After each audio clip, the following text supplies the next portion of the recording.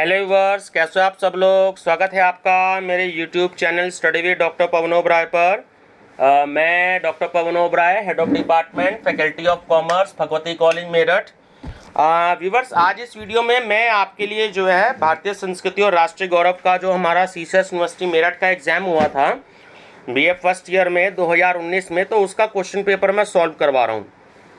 देखिए, एग्ज़ाम्स का तो पता नहीं कब होंगे कब नहीं होंगे, क्योंकि जो है कोरोना की स्थिति जो है वो इस समय कंट्री में आप सब जानते हो कि बहुत ज़्यादा स्थिति जो है वो इस समय ख़राब है। लेकिन जो है हमें जो है वो अपनी प्रिपरेशन जो है वो रखनी है ना। ये नहीं मान लेना है कि लास्ट ईयर के तरह हम प्रमोट हो जाएंगे।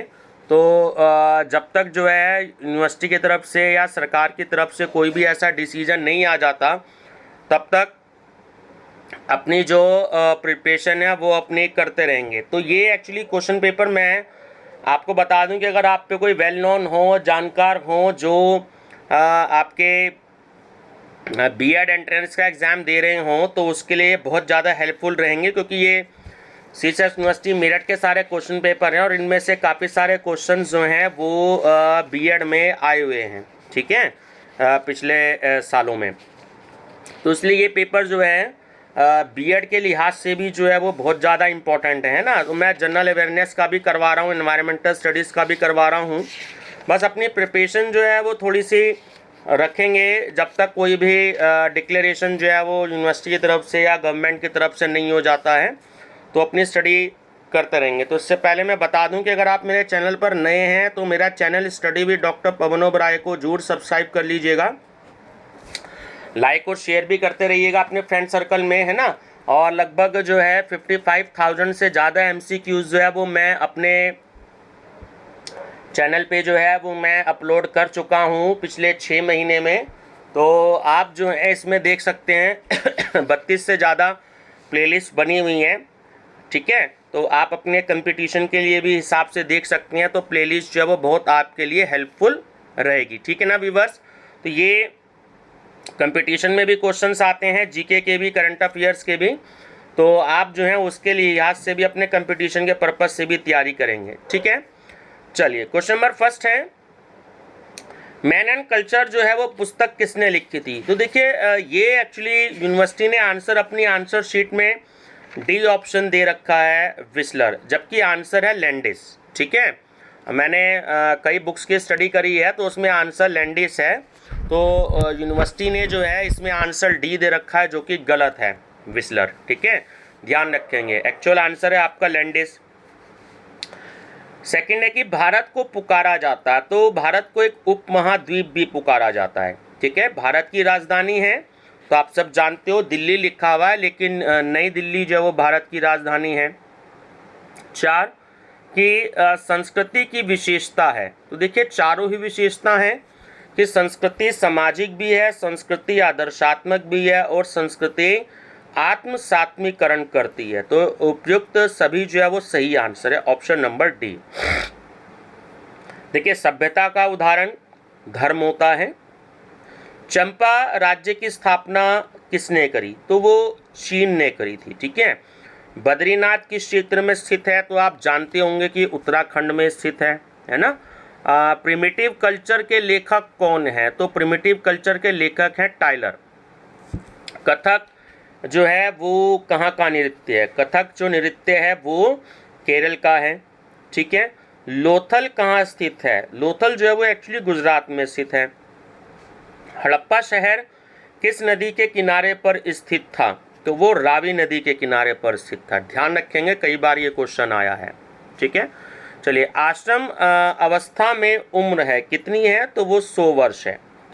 वर्ण व्यवस्था में सबसे नीचे हैं तो वो शूद्र हैं। देखिए, वर्ण एक्चुअली 4 टाइप के हुआ करते थे पहले भी, शूद्र, वैश्य, ब्राह्मण और क्षत्रिय। तो शूद्र जो है वो सबसे नीचे रखा गया था। द्रविड़ संस्कृति की उत्पत्ति कहाँ हुई है, तो ये एक्चुअली तमिलनाडु की है, ठीक है। क्वेश्चन नंबर 15 कि सबसे प्राचीन वेद है, तो क्वेश्चन कई बार आया, मैंने आपको बताया है कि सबसे प्राचीन वेद है आपका ऋग्वेद। उपनिषद कितने हैं उपनिषद जो है वो 108 है। मैंने कई बार आपको बताया है, वेद 4 हैं, ठीक है, पुराण 18 हैं, उपनिषद 108 हैं, महाभारत में पर्व 18 हैं, रामायण में कांड 7 हैं, ठीक है, ध्यान रखिएगा। पांचों क्वेश्चन आए हुए हैं। कपास किस सभ्यता की देन है? तो कपास जो है वो सिंधु सभ्यता की देन है। आर्यों की सबसे पवित्र नदी थी, वो थी सरस्वती। ऋग्वेद में सबसे ज्यादा अपराध किस तरीके के थे?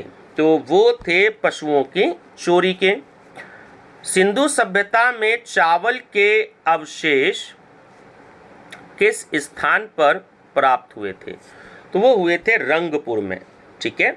जैनियों में तीर्थंकर हैं, तो 24 हैं। रामायण किसने लिखी? रामायण लिखी थी वाल्मीकि जी ने, आप जानते हो। वेदव्यास जी ने महाभारत लिखी थी और तुलसीदास जी ने रामचरित मानस लिखा था। प्राचीन भारतीय दार्शनिक था, तो वो था कणाद। सांख्य दर्शन के कितने तत्व हैं? तो वो हैं 25, ठीक है। 25वां क्वेश्चन यूनिवर्सिटी ने कैंसिल कर दिया था, तो इसलिए मैंने इसमें क्रॉस कर दिया है। जो क्वेश्चन क्रॉस होगा समझ लीजिए वो यूनिवर्सिटी ने कैंसिल कर दिया है, ठीक है। कोक शास्त्र के लेखक कौन थे? तो कोक शास्त्र के लेखक थे कोका पंडित। भारतीय संस्कृति का मूल तत्व है, तो वो है आध्यात्मिक। आश्रम व्यवस्था में कौन संबंधित नहीं है? तो वो है आपका रजनीश आश्रम, ध्यान रखेंगे। चलिए नेक्स्ट है 29 कि बौद्ध साहित्य लिखा है। तो देखिए जो बौद्ध साहित्य लिखा है एक्चुअली वो पाली भाषा में लिखा है, ठीक है।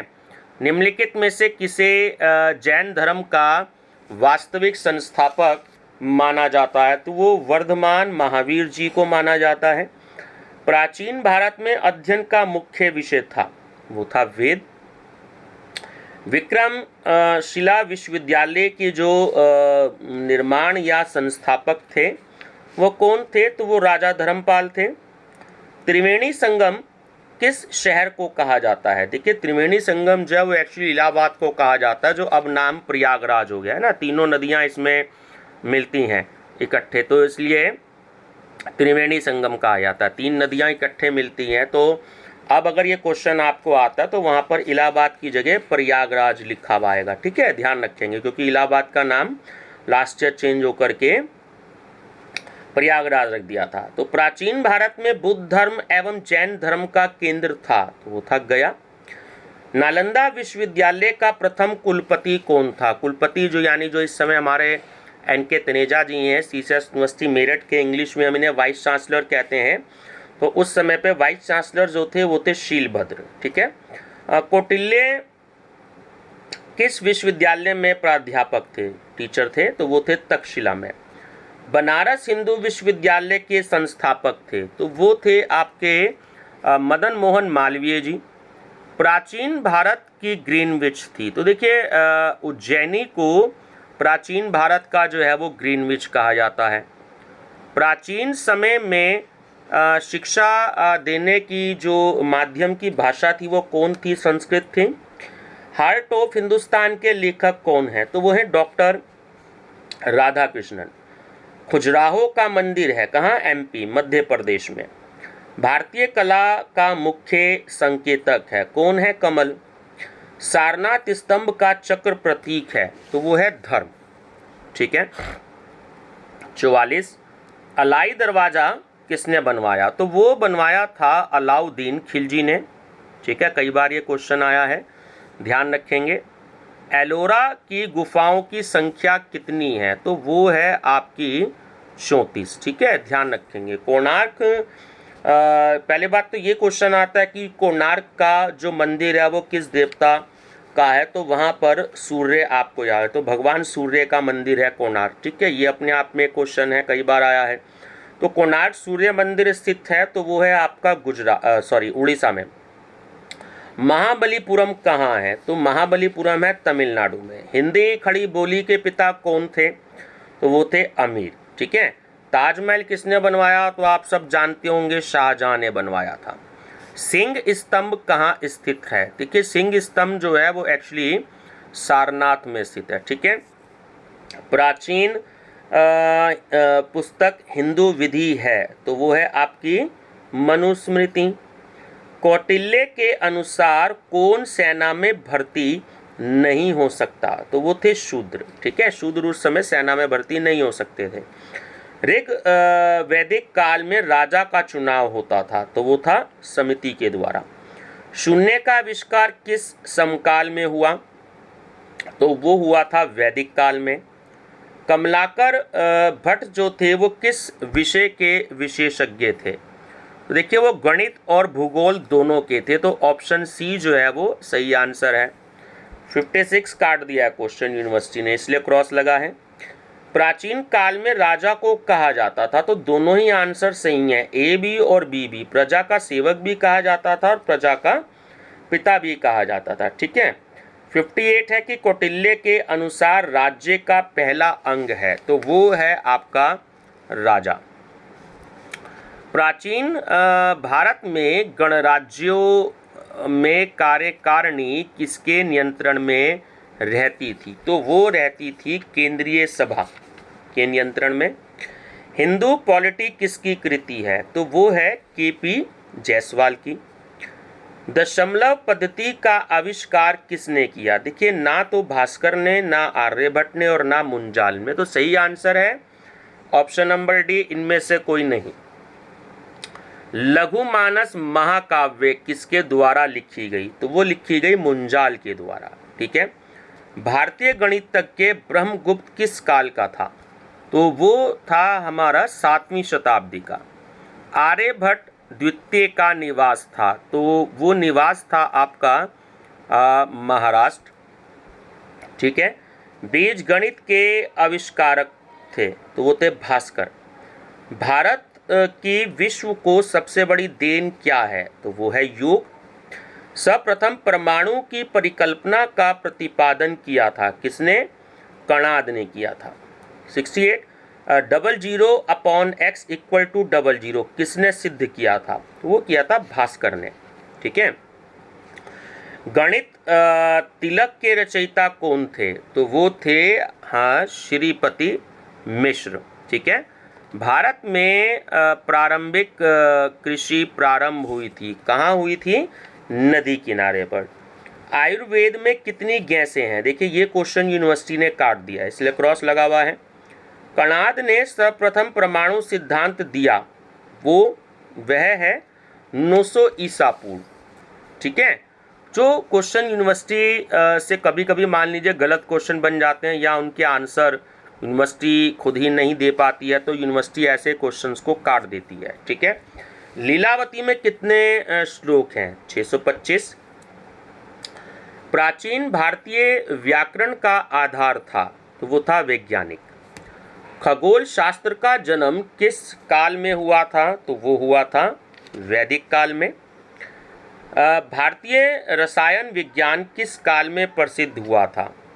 ठीक है, वैदिक काल में। न्याय सूत्र के लेखक कौन थे? तो कई बार क्वेश्चन आया है, गौतम। जंतु विज्ञान किस विज्ञान की शाखा से संबंधित है? तो वो है जीव विज्ञान, आप सब जानते ही हैं। उस मूर्ति भंजक का नाम बताइए जिसने सोमनाथ का मंदिर नष्ट किया था। कई बार आया है। ठीक है, 4 बार आक्रमण किया था, जो हमारी इतिहास की किताबों में लिखा मिलता है, महमूद गजनवी। ठीक है। प्राचीन भारत में प्रारंभिक कृषि का प्रकार प्रचलित है, तो वो है स्थानांतरण कृषि। योग के प्रणेता माने जाते हैं पतंजलि, कई बार पूछा है। चरक संहिता के लेखक थे, ये भी कई बार पूछा है, चरक। कामसूत्र के लेखक हैं, वो है वात्सायन। ठीक है, वात्सायन। वनस्पति विज्ञान को किसने विस्तारित किया? तो वो किया चरक ने। अंतरंग योगा है, देखिए अंतरंग जो योगा है वो ध्यान है।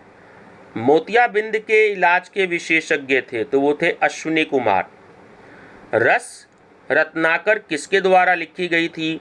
तो वो लिखी गई थी आपके नागार्जुन के द्वारा। कनिष्क के समय में प्रसिद्ध वैद्य कौन था? तो वो था चरक। ठीक है। आयुर्वेद में मानव शरीर के कितने दोष बताए गए हैं? तो 3 बताए गए हैं, 90 को काट दिया है। मानव शरीर में मूल नक्षत्र की स्थिति है, तो वो है पेट। कौन सा ग्रह सूर्य के निकट है? तो वो है बुध, ठीक है। सूर्य पृथ्वी को बांटा है, तो 360 डिग्री में बांटा है, 94 को काट दिया है। सिंह राशि का अंग्रेजी नाम है, तो वो है लियो।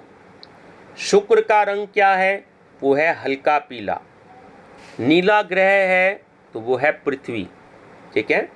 एलिमेंट्स के लेखक कौन थे? तो वो थे यूक्लिड। कौन सा नक्षत्र नहीं है? मंगल। मंगल जो है वो नक्षत्र नहीं है, ठीक है।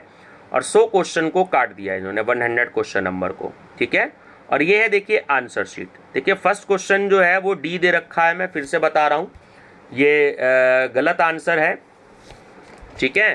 तो अगर कभी आ जाए दोबारा या मैंने पहले पढ़ाया हो तो आप इसको करेक्ट कर लीजिएगा। लैंडिस जो है वो इसका सही आंसर है, ठीक है, ध्यान रखेंगे। तो बच्चों ये ध्यान रखना, मैं आपको डेली वीडियो कुछ ना कुछ प्रोवाइड करा रहा हूँ। फर्स्ट ईयर वालों को मैंने कई दिनों बाद ये वीडियो दी है, बट मेरी प्लेलिस्ट में आपको बहुत कुछ मिलेगा, फिर भी आप घर पे इसकी स्टडी करते रहिएगा, ठीक है ना। ऐसा ना हो कि आप स्टडी छोड़ दें और प्रमोटेड होने के चक्कर में जो है एग्ज़ाम्स हो जाएं और फिर आपको जो है प्रॉब्लम हो जाए। तो मेरी तरफ से आपको कुछ ना कुछ मिलता रहेगा। मैं अभी फ़िलहाल बीकॉम थर्ड ईयर को ज़्यादा मैटर दे रहा हूँ, तो इसलिए जो है आप जो है ये बिल्कुल ना सोचें कि आपको जो है तैयारी नहीं करनी है, ठीक है ना। तो आप अपनी तैयारी करते रहेंगे, ठीक है। मेरा जो है आपको सजेशन यही है। चलिए बच्चों, वीडियो पसंद आए तो लाइक शेयर सब्सक्राइब जरूर करते रहिएगा, है ना। स्पोर्ट्स में मैंने बहुत अच्छी आपको तैयारी कराई थी, तो ऐसे ही आपका एनवायरमेंटल स्टडीज़ का भी आपका पेपर है, तो वो मैं उसमें भी आपको क्वेश्चंस प्रोवाइड कराता रहूँगा। आप मेरी प्लेलिस्ट विजिट करके देख सकते हैं, मैंने काफ़ी सारे क्वेश्चंस आपको उसमें दे रखे हैं, ठीक है ना बच्चों। Thank you.